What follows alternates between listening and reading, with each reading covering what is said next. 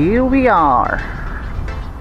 We're going to sportsdirect.com. So here we can find some shoes. Hopefully there will be a cheapest shoes here. So we're going in to the shop where we will buy a shoes. I will buy shoes for my kids. Okay.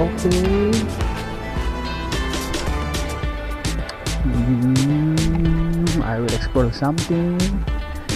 I will try to explore. But the price was so expensive.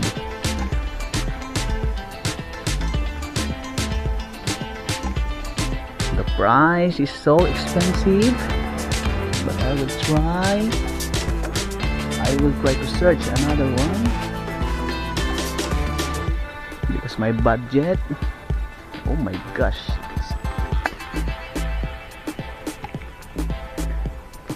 yeah, it's super,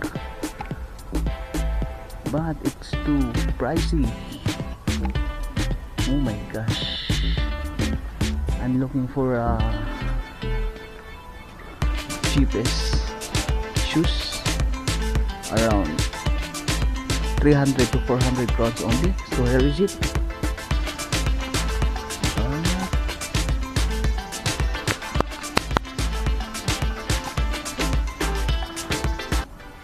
But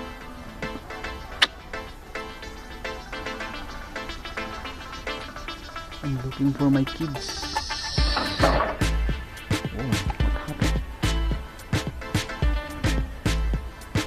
Maybe the shoes are expensive.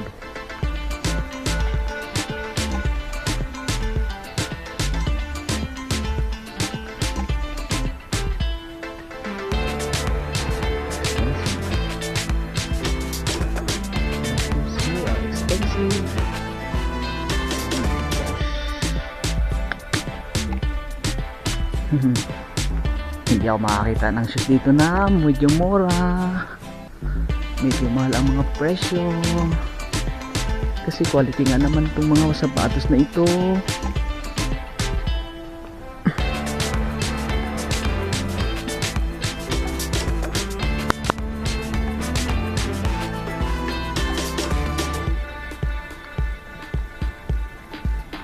Medyo mahal ang mga sapatos dito,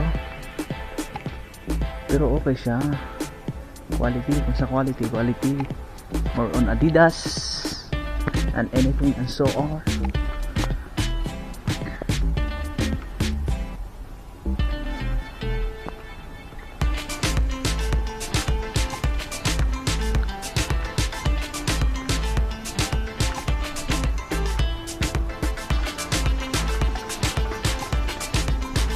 Medyo mahal ang sapatos. So tayo na ay lalabas kasi medyo mahal ang presyo. So tayo na lang ay mag-grocery. Titingnan natin kung anong pwede natin maibili doon. So currently I'm here at Ostrava, Czech Republic. So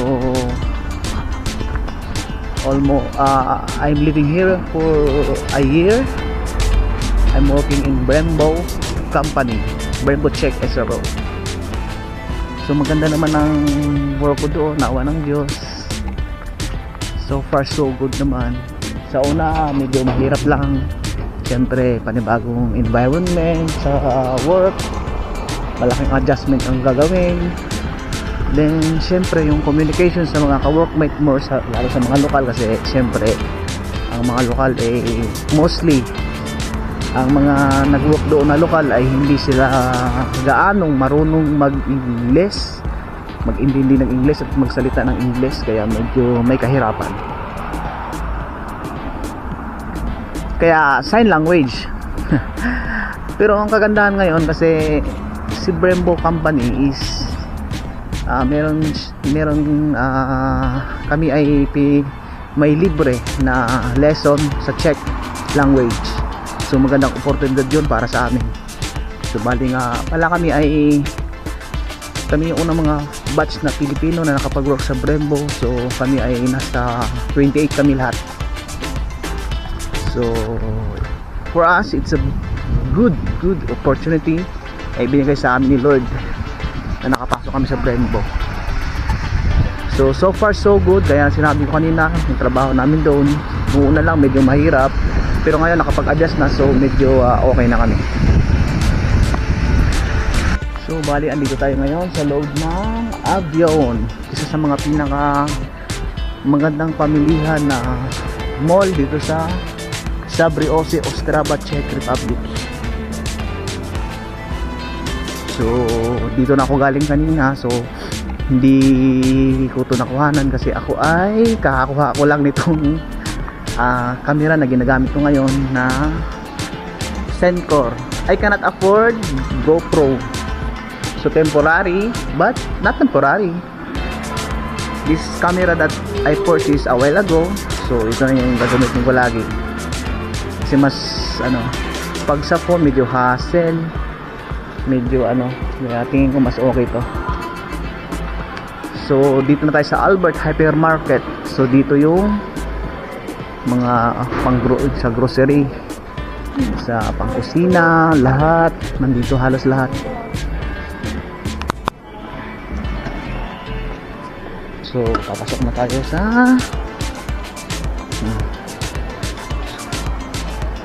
so, titingin na tayo dito ng tayo na pwede natin maiulam for today. And bibili tayo ng chocolate kasi nakahiram ako ng chocolate sa aking ka-workmate, sa aking ka-boardmate.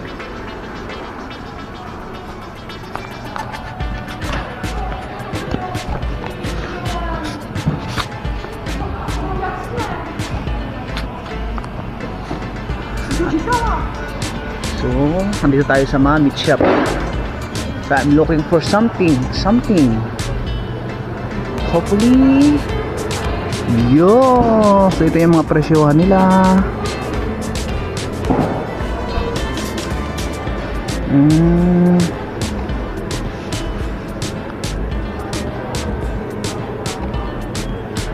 So wala sila nung dito kasi ako nakabili nung ng baka na pwedeng gawing lomi. So wala siya ngayon, hindi siya available today.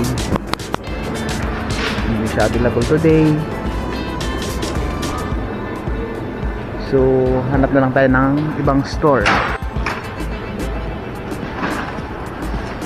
Parang mura lang dito kung titingnan kasi ang mga presyo ng mga karne nasa 140, 120. Kung wag mo lang i-convert sa peso, kasi pag i-convert sa peso, ito na. Kasi ang 1 koron ngayon ay naglalaro na sa 2.8, like that. Mga ganda na ang presyo ng 1 koron. So punta na tayo sa exit area.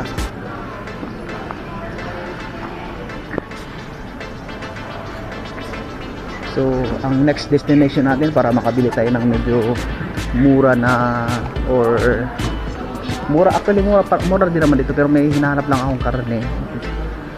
So hindi ko siya nakita dito, so tatransfer tayo sa Kaufland. Malapit lang yun dito, so dito tayo dadaan. So ito nga pala, ito yung mobile store kung saan kami nag-avail ng aming SIM card for internet. So ito yan, T-Mobile. Diyan kami dinala nung aming sa mga nag-assist namin dito nung kami ay unang dumating sa Czech. So diyan kami nag-avail ng SIM card for internet. So ito siya, parang Pilipinas lang din. Parang Pilipinas lang din ang dating niya. So ito naman yung bank kung saan kami ay dito inano kami sa company na ito yung provider, or dito pinapasok ang sahod namin sa bank na ito, Raiffeisen Bank, isa sa mga famous bank here in Ostrava, Czech Republic. Yeah. So far so good naman yung ano nila, naging benepisyo nila sa amin. Kasi nung bago pa lang kami 1 to 6 months, so meron kaming 500 kuron every month na bonus galing sa Raiffeisen Bank. So napakalaking bagay, dagdag allowance din namin dito. So ngayon naglalakad tayo papunta sa labas, palabas ng Avion Shopping Mall, isa sa mga famous na shopping mall dito sa Ostrava, Czech Republic. So eto na, dito pa rin tayo sa Avion Mall, Avion Shopping Mall. So minsan pinupronounce namin siyang Avion, but usually Avion ang mostly pagka-pronounce din. So feeling ko lang, share ko lang guys so sa pakiramdam ko naman dito, I feel comfortable naman dito sa Czech, dito sa Ostrava, Czech Republic. So gaya nga nasabi ko kanina, sa una lang medyo naninibag.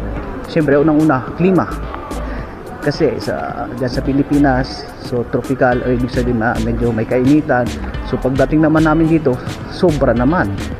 So kasi dumating kami dito is winter time, last February 27, 2025. So that time is winter pa yon. So paglabas kami ng airport sa Prague, I do na. So ang temperature that time, as I remember, so naglalaro siya ng 7 to 8 degrees. So sobrang lamig na nun. So taste kami. Pero okay naman kasi naka-prepare naman yung suot namin. So naka-winter jacket kami that time, naka ano naman yung ano namin, meron kaming bonnet, gloves, kasi hindi talaga namin kaya pag walang ganun. So dito nga pala man-limit kami ay nabili sa New Yorker. Yan. So dyan laging nagsisale dyan, laging nagsisale. So pag nagbagsak presyo dyan, so I remember winter time, so lahat ng pang summer na damit, kasuotan na pang summer is talagang 30 to 50% ng bagsak presyo niya. So ganun. So ngayon tayo ay sa winter time, so possible yung mga, pero sa ngayon hindi pa ganun ka may mga nag-discount na pero nung nakaraan, nung unang pasok ng winter, nagbagsakan yung mga presyo ng pang summertime na kasuotan. So sa ngayon mahal ang pang winter na kasuotan kasi nasa season tayo ng winter. Pero ngayon tayo ay kaka-convert lang pala, kaka-switch off lang ng time last yesterday. So anong date nga ba kahapon? So March 29. So around 1:59 AM yesterday, nag-convert ang oras, nag-jump ang oras. So 1:59 AM down to 3 AM. So ibig sabihin sa kasalukuyan ngayon, March 30, March 29 to 30 onwards 2026, so tayo ay nasa season na spring to summer. So medyo may kalamigan pa din, pero okay naman kasi kami naman ay pero iba kaya na naka t-shirt na lang, pero yung iba naka winter jacket pa din. Siguro nga sanay na kasi yung iba dito, yung mga naka t-shirt is sanay na sila.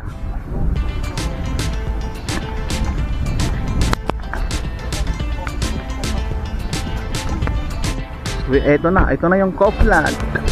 Ito yung binibisita talaga ng mga lokal, even as Filipino workers, kasi medyo mura dito ang bilihin talaga sa Kaufland. So dito kami namimili lagi.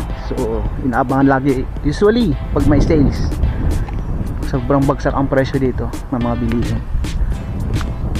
pero mas maganda dito mamili pag bagong bukas. Halimbawa 7 AM sila nagbubukas dito, so mas maganda yung umaga ka mamimili, yung kakabukas pa lang. So ibig sabihin fresh lahat ng mga display nila, vegetables and fruits. Then usually sa karne ganun din. So ito yon, ito na yon, Kaufland, kung saan kami everyday, hindi 3 times a week kami namimili dito. Kasi hindi kami pwede mag-stock sa ngayon sa accommodation gawa nung ang aming ref ay maliit lang. Iapat kami doon sa loob, kaya hindi kami makapag-stock ng marami. So 3 times a week kami namimili dito sa Kaufland store.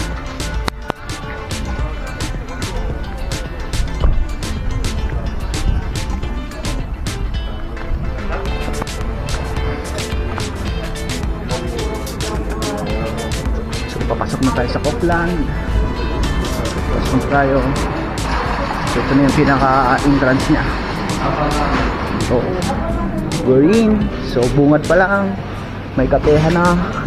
Gusto magkape, may gusto magtinapay.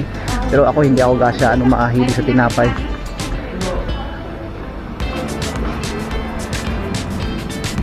So again guys, welcome to my vlog. So this is Nel Parts from Philippines, currently working here in Czech Republic in Ostrava. So share ko lang yung daily lives namin dito being OFW sa Czech. So eto na, this is it. Kuha tayo ng basket.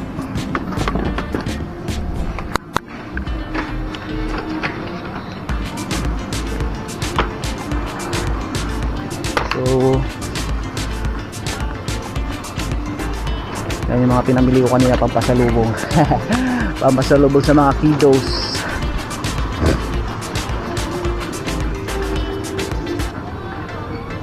So bibili lang tayo ng fruits guys.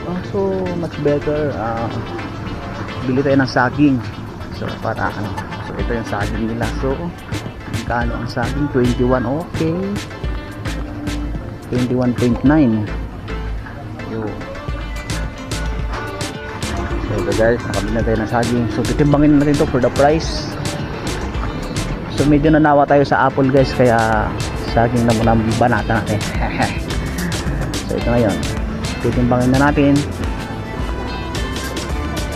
Hanapin lang natin sa menu yung banana. So is it, nalabas na ang presyo. So how much it costs? So yun, nasa 18.97 crowns. So medyo mura. Good. Kita muna guys ang bibigyan ko. Ay, I will have this one. Paborito ko to guys. Sibuyas. Paborito ko to. Kuha tayo isa guys.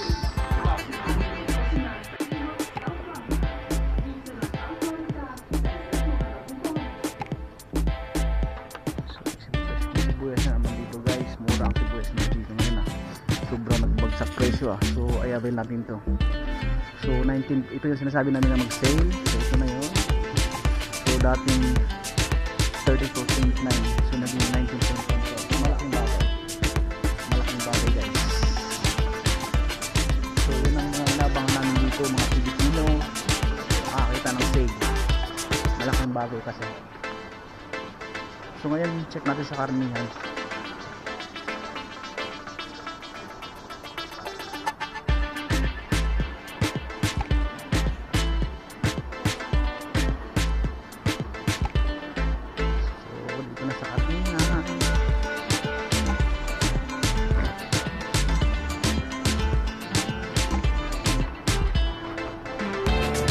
Tayo guys.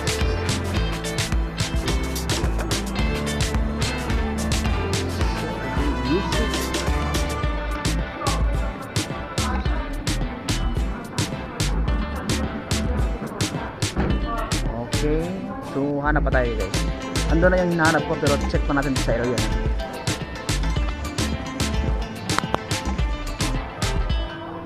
So yun, mga lokal, hindi silang kanya. So dito guys, ito yung lagayan ng mga pag-sale. Dito nila nila guys. Check natin kung mayroon tayong makuha. Ay, medyo mahal.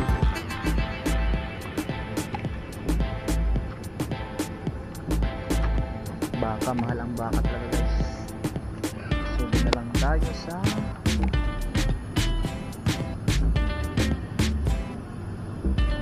okay, buto-buto ng baboy.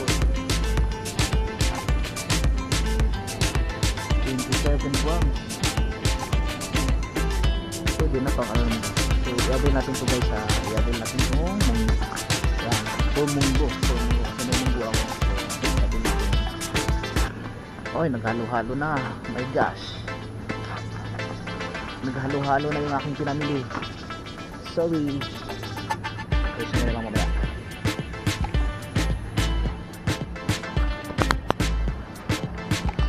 Natin dito, bibili tayo talaga ng laman kasi yun ay tubutin na dito natin. So dito tayo guys.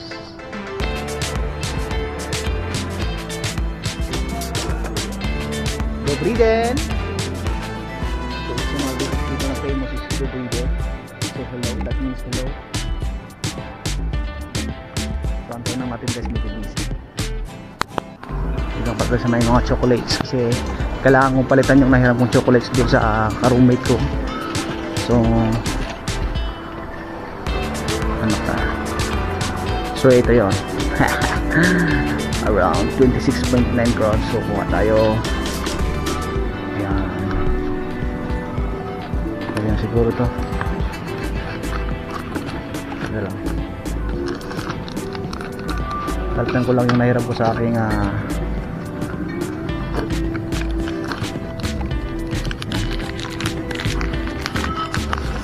better siguro yung same flavor.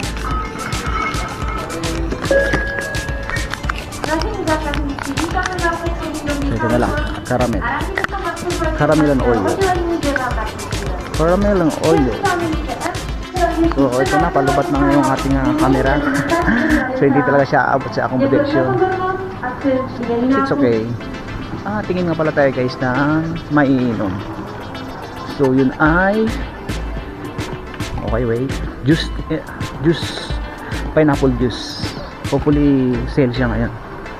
So kahit hindi sale, avail pa natin kasi it's good for the body. Oh, where is it? Medyo wala dito yung ay, wow, mahal, 69. Mahal guys, medyo mahal siya. Patras ako wait.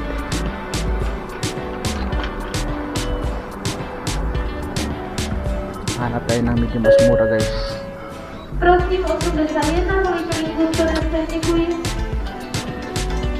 talaga siya guys. Mahal talaga yung ano. Siguro babalikan ko na lang to. Ano ba, baba lang siguro presyo nito.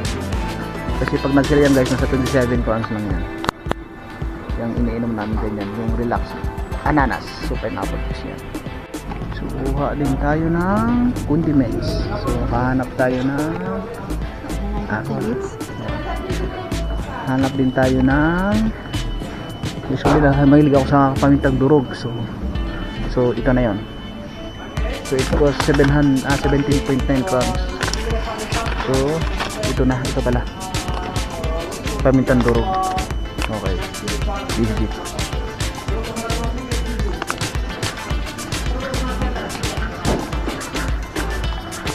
Then punta tayo dun sa sotanghon. Mahilig talaga ako sa sotanghon. Dito lang yun guys, or at the other side, wala dito. Oh, ito nga yun, hanapin lang natin.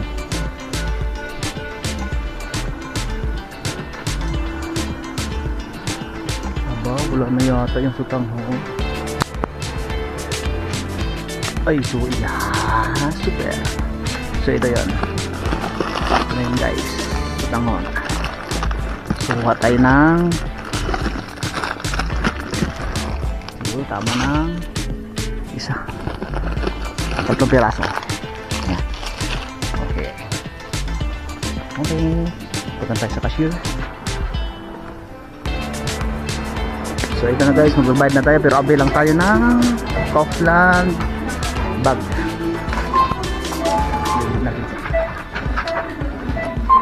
Kaufland bag. Doon natin ilagay ang ating pinamimili sa Kaufland. Okay. So diyan. Yan na guys. Na yung area kung saan magbabayad tayo lang din cashier. So ito yun. Wait guys, magbabayad lang tayo guys. So ito na guys. Yan yung pinamili. So tayo ay pauwi na. Makapagbayad na tayo kung saan makalabas tayo ng Kaufland. So again guys, welcome to my vlog. So ako pala si Nel Perts from Philippines, currently working here at Czech Republic here in Ostrava. Palabas na tayo sa Kaufland. So nga pala guys, share ko lang, yan palang building na yan na nasa harap, ayan pala yung aming accommodation. So good thing, malapit lang talaga kami sa shopping mall at saka sa grocery store. So anytime, walking distance lang talaga siya, so madali lang siya puntahan. So yan nga pala yung aming accommodation. So currently we are walking towards to our accommodation. So dyan tayo galing kanina sa Avion, yan sa Kaufland, dyan tayo galing kanina. Then doon sa Petco, kung saan ako namili ng shoes pampasalubong. Kasi guys, ako ay magbabakasyon. So naka-avail kami ng leave for 25 days. So pinayagan naman kami. Pinayagan kami ng aming employer, Brembo, na magbakasyon sa Pilipinas for unwind and to see our loved ones in the Philippines. Nga pala, sa Cabuyao nga pala ako nag-stay sa Pilipinas. Pero ako talaga ay taga Dumaguete, ako ay Bisaya. So ang plan, 5 days lang kami sa Cabuyao pag-uwi ko. Then tatravel na kami sa Negros Oriental, Zamboanguita, para doon namin most of the time sa vacation ko. So doon namin i-spend sa province sa Negros, kung saan ako lumaki.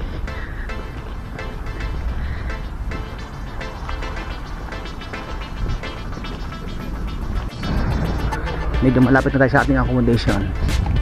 So hopefully di pa malubat yung ating camera. Okay. So tayo nga pala guys, kaya most of the time sa bakasyon ko sa Pilipinas sa probinsya kami, doon sa Negros. Actually ang first plan talaga is sa Cabuyao kami sa Cabuyao talaga ko mag-stay. Sad to say, last December 31, 2025, my father was died. So may plano sana kami na papuntahin ko sila sa Cabuyao, kasi ngayong taon na to is magpapabinyag kami ng aming bunso, yung pangatlo naming anak. So sad to say, si Papa ay he has passed last December 31. So sa lubong yun ng New Year, so medyo masakit yung part na yun. So ang plano sana, dito gaganapin ang binyag sa Cabuyao, sa Cabuyao sana gaganapin yung binyag. Pero dahil nga sa nangyari, so since nakabook na nga talaga ako ng ticket that time, bago pa namatay si Papa. So nung time na yun, yung sa burol niya, sa libing niya, hindi ako nakauwi kasi mahal pagka ilan yung ticket. So nakabook ako last December. So ang flight namin sa Pilipinas is April 28. So ngayon, dahil sa nangyari nga, ako na lang yung dadayo sama pamilya ko sa Negros. At doon gaganapin yung binyaga, at the same time madalo ko din si Papa sa kanyang libingan. So nung time na yun guys, medyo yung kasagsagan ng burol ni Papa, sobrang lungkot ako dito guys. Sobra talagang mo pag kumain ako, minsan hindi ko malulok yung kinakain ko, kasi hindi biro ang mawala ng mahal sa buhay. Pero ganun talaga, life must go on. So ito, tuloy pa rin ang buhay dito sa Czech. Tuloy ang kayod, tuloy ang pagpupursige para sa future, good future ng pamilya. So ito guys, malapit na tayo sa aming accommodation. So yan na yung aming accommodation. So ito nga guys, palubat na yung ating camera. Yung battery ng ating camera. So tingin ko hindi na siya abot. So till next time guys, bye bye, see you again, thank you for watching guys, thank you for watching. So till next time. By the way, once again, I'm Nel Parts, currently working here with Check in Ostrava, in Brembo Company. Mabuhay ang lahat ng OFW. Okay, let's go.